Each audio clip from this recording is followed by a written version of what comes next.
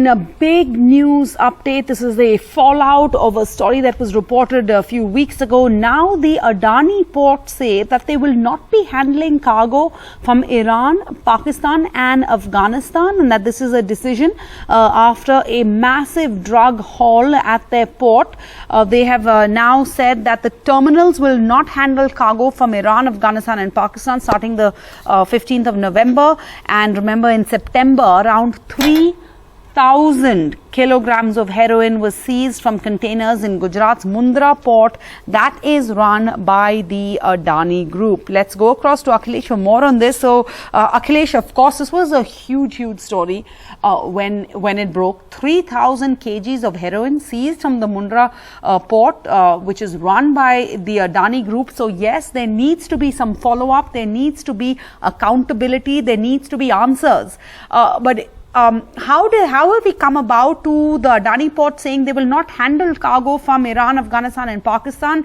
Are there not going to be governmental repercussions to this decision? And is the government on board? This is a private port. How does it work? Could you just clarify?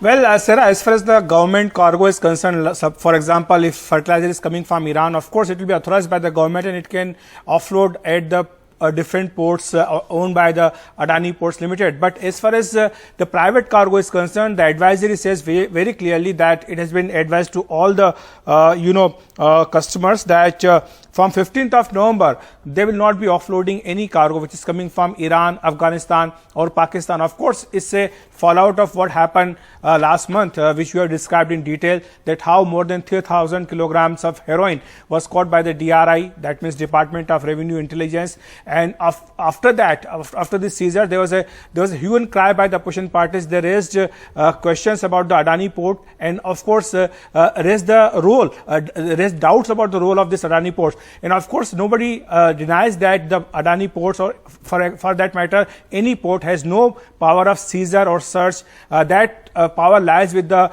government enforcement authorities. But of course, they do not want their names to be dragged into some controversy. That is why the Adani Ports has now issued this advisory saying that from 15th of November, they will not be offloading any cargo coming from Afghanistan, Iran or Pakistan, because Mundra port, is the closest port when coming to any cargo coming from Iran via Afghanistan or Pakistan, that has to be offloaded at Mundra. But now, after this decision, of course, they will have to make some alternate arrangements for the cargo coming from these three countries.